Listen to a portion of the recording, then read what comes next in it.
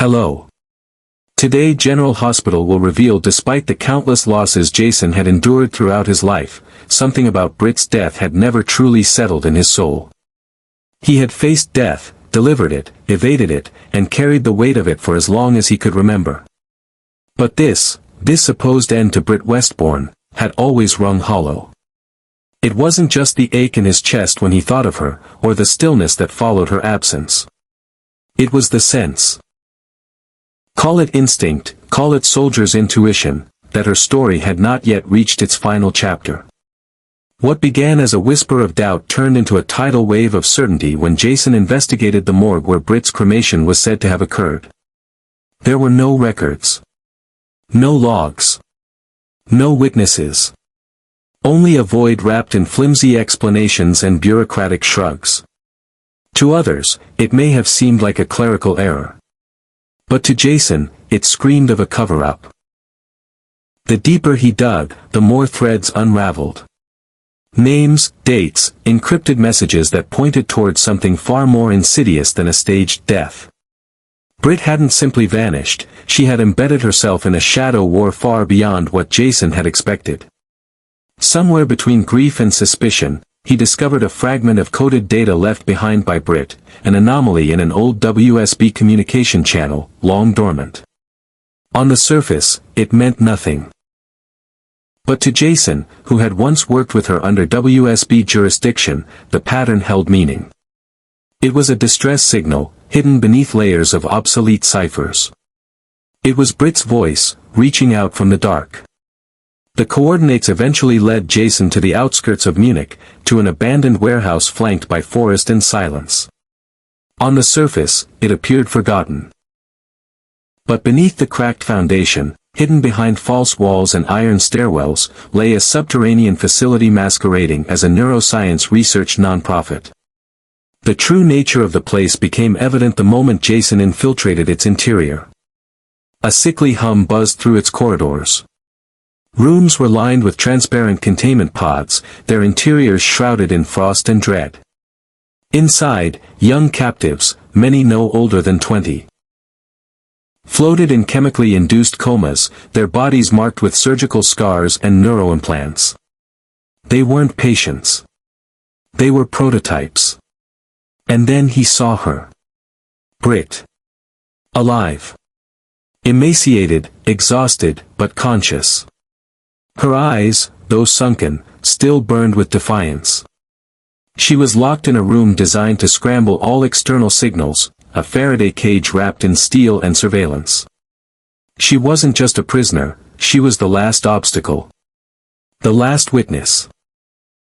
The last voice who could still expose the grotesque ambitions of Professor Henry Dalton, the architect of the Siren Protocol, a clandestine WSB-backed operation to develop remotely controlled operatives using neural frequency manipulation. Soldiers without wills. Minds erased. Puppets with pulses. Britt had stumbled onto the truth months before she died. She saw what Dalton had begun, and when she realized that Jocelyn had unknowingly been selected as a test subject in a parallel protocol, Britt acted. She faked her own death, sabotaged the surveillance trail, and embedded herself within the heart of the operation as a ghost in the system. But she was betrayed, captured before she could transmit the full data set out. She'd been tortured for access codes she never gave up. Jason dismantled the security grid with precision. Within minutes, he had neutralized the guards, bypassed the AI-locked doors, and liberated Britt. But he didn't stop there. Together, they moved from lab to lab, Britt transferring terabytes of encrypted data to a portable drive. Names, medical records, planned abductions, all catalogued. Among them was a name that made Jason freeze, Scout. His daughter. She had been flagged as neurologically compatible for Phase 2. Dalton was preparing to move on Port Charles. There was no time for deliberation. Jason planted thermite charges at key infrastructure points while Britt initiated a self-destruct failsafe she had secretly embedded into the facility's mainframe during her captivity. As alarms began to scream and klaxons echoed through the corridors, they led the surviving test subjects, some able to walk, others barely breathing, through a maintenance tunnel beneath the storage wing. They emerged in the dense forest beyond the compound just as Anna's covert retrieval team arrived in a black military-grade chopper. Explosions thundered behind them, leveling the compound and erasing all trace of what had been done there. Back in Port Charles, Britt was a phantom. Officially, she remained dead. The truth was far too dangerous. The people backing Dalton still held sway within the WSB, and revealing herself now would only endanger more lives. She took refuge in an off-the-grid safe house operated by Anna, surrounded by biometric locks, armed guards, and silence. While Britt parsed through the stolen files, Jason contacted Liesel, just one sentence spoken in code, a message only a mother who never stopped believing would understand. When Liesel walked into the safe house and saw Britt alive, she didn't gasp, didn't fall apart. She just reached for her daughter and held her. Long, tight, and wordless. In that moment, there was no need for explanations. Only time reclaimed. But time was something they had little of. The data revealed the scope of Dalton's network, multiple nodes, alternate sites, and a list of potential successors. Jason knew the next phase would require allies, even ones he distrusted. He made contact with Dante, whose loyalty to the badge made him a liability, and Curtis, whose past entanglements with the WSB placed him in dangerous proximity. But there was no choice. If they wanted to kill the beast, they'd have to dig out the roots. Meanwhile, Britt approached Jocelyn in secret. Their reunion was one of tears and disbelief. Jocelyn had mourned Britt, idolized her even, and the revelation that her death was a lie rocked her to the core. But the greater shock was the reason why. Britt revealed that the night she died was a field test. Not just to fake her death, but to see if Jocelyn had the courage, the instincts, the loyalty to walk into the abyss and survive. She had passed. But now came the real test. The war was no longer one of bullets or bombs, but of shadow and silence. Dalton's reach went deeper than any of them had imagined, and if he had survived the facility's destruction, and Jason believed he had, then the next move would be a strike that shattered everything they had built. Jocelyn, Britt, and Jason were no longer fugitives or victims. They were soldiers in a war waged in the dark. And they would not lose. The message had arrived like a specter in the night, untraceable, unprovoked, and utterly devastating. As Britt stared at the corrupted visage of Henry Dalton blinking on the screen, her stomach twisted into knots she hadn't felt since her capture. His face was a grotesque echo of the man he once was. Burned, deformed, lopsided by scar tissue that melted flesh to bone, but it was his eyes that chilled her. They were unchanged. Arrogant. Cruel. Smoldering with that same superiority complex that had once driven him to twist the human brain into his personal sandbox. Despite the damage the fire had wrought, Dalton's confidence had not suffered. He leaned into the camera, his every word calculated and cold, a predator reasserting dominion over his prey.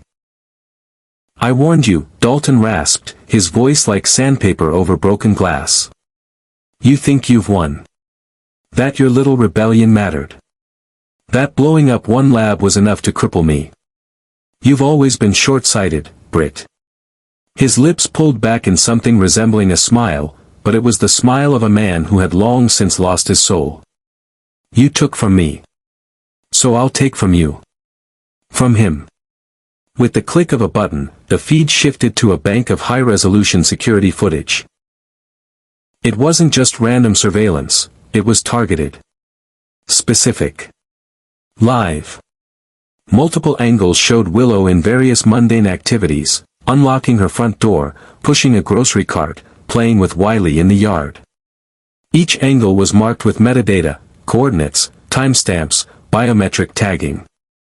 But it was the final frame that drove all breath from Britt's lungs, Wiley, laughing on a playground swing, his image locked in the crosshairs of a satellite-tracked drone. The timestamp read, "Current." Dalton's voice returned. The perfect candidate. Young. Impressionable. Genetically aligned with both WSB-linked lineage and Corinthos neurological markers. Tell me, Britt, do you think you can stop me again? Because this time, I'm not going to make it easy. This time, I want you to watch. Britt recoiled from the screen, a strangled gasp caught in her throat. She had spent months enduring isolation, torture, mental war games and drug trials under Dalton's hand. But nothing compared to the dread that now washed over her. She had brought this monster into the light, only for him to slither back into the shadows and re-emerge more dangerous than ever. And now a child, Wiley, had been marked. Not just as a target, but as an experiment. Jason said nothing. He didn't blink. He didn't move. He stood behind Britt, his fists clenched at his sides, his shoulders rigid with fury so profound it radiated from him in silent waves. There was no room left in him for fear. No more uncertainty. Dalton had crossed a threshold that Jason could never forgive. This wasn't about revenge anymore. This was about blood. About the safety of the last innocent ties he had to a future he barely believed he deserved. Wiley wasn't just a child. He was a symbol. A promise. A line that should never have been crossed. Jason stepped forward, unplugged the flash drive, and crushed it in his palm. The plastic cracked and shattered like the fragile illusion of peace they had tried to build. He turned to Britt, who was still staring at the darkened screen with wide, haunted eyes. "Gear up," Jason said quietly, though his voice trembled with restrained violence. "This ends now." What followed was nothing short of a war room operation. Jason reactivated dormant WSB protocols, covert channels, encrypted communications, ghost networks once deemed obsolete. Dante, now fully brought into the circle, began tearing through the internal WSB logs, looking for unauthorized satellite usage, unusual tracking codes, and access credentials that matched Dalton's old clearance levels. Anna contacted her informants in Berlin and Brussels, piecing together a trail of equipment purchases and biological materials being shipped through shell corporations and diplomatic pouches. Every thread led back to a chilling realization: Dalton hadn't simply survived. He had expanded. He had rebuilt his project under the radar with new funding, new victims, and a new obsession. Britt worked around the clock, using every ounce of her medical knowledge to design a neuroimmunization protocol that could block the kind of brainwave manipulation Dalton was known for. It wouldn't be enough to destroy his tech, they needed to make his experiments obsolete. If they could inoculate Wiley against the influence, they could invalidate the core of Dalton's research. But they had to move fast. Based on the drone telemetry and the timestamps, Dalton's team had already begun the surveillance phase of Wiley's abduction. The clock was ticking. They relocated Willow and Wiley under deep cover protection, placing them in a secure compound coordinated by Anna's most trusted operatives. But even that felt like a fragile shield against a man like Dalton, who had defied death and emerged more vengeful than ever. Jason personally inspected the perimeter, refusing to sleep, refusing to eat, until every inch of the location was fortified. He didn't just want to protect Wiley, he wanted Dalton to see what he was up against. To know that the man he tried to break was now standing as an unmovable wall between him and his next victim. But Jason also understood something deeper. Dalton was baiting him. He wanted Jason to come. Wanted the final confrontation. And Jason would give him exactly that. Not in rage, but in strategy. He wasn't going to fall into Dalton's hands. He was going to drag Dalton into his. The team traced a recent shipment of high-frequency neural modulators to a private airstrip outside Bucharest. It was there they found the next lab, smaller, more mobile, guarded by ex-mercenaries loyal to cash and cruelty. Jason led the incursion personally. Silent. Efficient. Deadly. No one saw him coming. By the time the alarm sounded, it was too late. The lab burned in the night, and the digital files extracted showed something more terrifying than expected: Wiley wasn't the only target. Dalton had created an algorithm to scan for children genetically predisposed to compliance, children of former WSB agents, DVX operatives, or those exposed to specific neurotoxins used in prior missions. Hundreds of names. Hundreds of families. A map of innocent blood waiting to be corrupted. Jason returned to Port Charles with the data and a resolve forged in fire. Britt, though shaken, had rediscovered her strength. Together, they knew what had to be done, not just to destroy Dalton, but to bring down the entire infrastructure that allowed men like him to thrive. They would expose the rot within the WSB, destroy every lab, protect every child. They would do it without mercy, without hesitation. Dalton had declared war. Now he would learn what it meant to face an army of the broken, the betrayed, and the unforgiving. And this time, there would be no escape. No survival. Only justice. Confrontations no longer erupted in boardrooms, back alleys, or battlefield showdowns. They now ignited in the darkened corners of abandoned facilities, through encrypted whispers, and in the spaces between silence and resolve. Jason moved like a shadow among ghosts, but he was no longer the cold, emotionally distant enforcer he once was. He wasn't just the weapon forged in blood and loyalty, nor simply the soldier built for following orders and walking away. In this war, Jason became something else, something far more dangerous.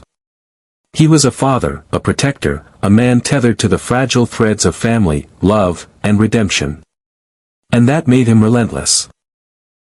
Every step he took now carried the weight of a child's life he had vowed to protect, the memory of lives lost to negligence and corruption, and the guilt of once serving an organization that had silently enabled monsters like Dalton to flourish in the shadows.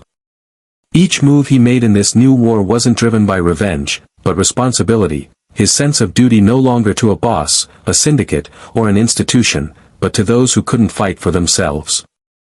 The hunted. The manipulated. The innocent.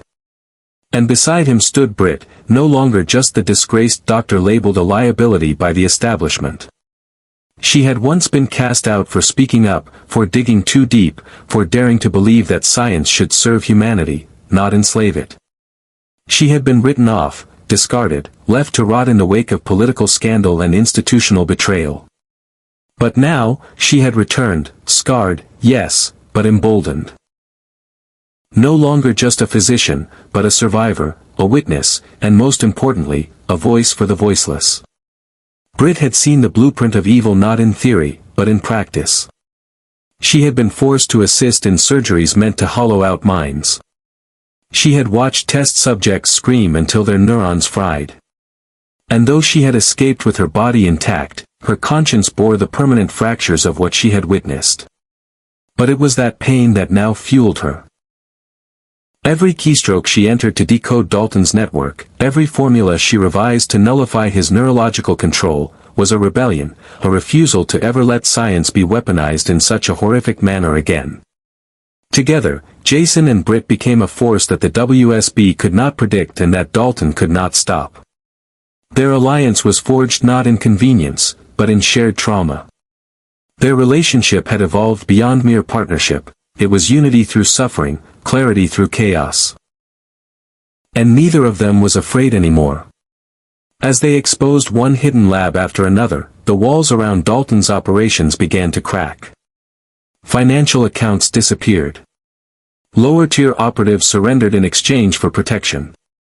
WSB officials once complicit in covering up the Siren Protocol were publicly disgraced, some even arrested under mounting pressure from independent journalists who had caught wind of the growing scandal. But with each win came risk. Britt's name began circulating in the intelligence underworld, not as a target, but as a threat. Jason, once a ghost, was now a marked man. Their photos appeared on black market networks with prices placed on their heads. The world was watching. And yet, they pressed forward. Because they understood something that Dalton and his ilk never could, the truth, though dangerous, is also liberating. It cannot be caged forever. It burns through layers of lies like acid through steel, and once unleashed, it does not stop. Britt carried that truth now, evidence, testimony, names, formulas, and data files that would shake international law enforcement to its core. But she knew it was also a blade. One wrong move, one leaked byte, and Dalton could accelerate his timeline, trigger failsafes, and destroy everything before they were ready. So, they waited. Planned. Struck only when the blow would be fatal. Jason, with his deep knowledge of infiltration, began eliminating the remaining operators in Dalton's inner circle one by one. Not with bullets, but with silence, erasing them from their own networks, isolating Dalton from his resources. He didn't speak of it, didn't brag, didn't look for validation. He did it because it had to be done. Because every dismantled node was a life saved. In the meantime, Britt continued training a small underground task force of ethical physicians, hackers, and data analysts who had once worked on WSB projects but had defected in horror after learning the truth. Together, they built a counter-infrastructure, not just to destroy the Siren Protocol, but to ensure nothing like it could ever rise again. The plan wasn't just to burn it all down, it was to salt the earth. But the cost was high. Britt could no longer step foot in a hospital without endangering herself or her colleagues. Jason couldn't visit his children or allow them to know where he was. Their lives became nocturnal, fragmented, coded. But still, they fought. Because they chose to. Because they knew that if they stopped, even for a moment, someone else, somewhere, would be dragged into the abyss. The war now had a rhythm: strike, vanish, regroup, rebuild. And slowly, the public began to learn pieces of the truth. Rumors of brainwashed agents, of missing children returned with no memory, of whistleblowers silenced under mysterious circumstances. The world began to stir. And Dalton? His paranoia grew. He moved erratically. He struck out at his own people. His empire, once built on secrecy and methodical control, began to implode under the weight of his obsession with Jason and Britt. But the final confrontation loomed. It would not be a gunfight in the dark or a dramatic public takedown. No, this would be quieter. Smarter. It would be surgical. Jason and Britt knew that to win, they couldn't just defeat Dalton, they had to erase the need for him. They had to expose the void he exploited. To replace fear with vigilance. Secrecy with accountability. There were no guarantees. No certainty that they would survive. But that didn't matter anymore. Jason had become more than a weapon, he had become a guardian of what remained pure in a broken world.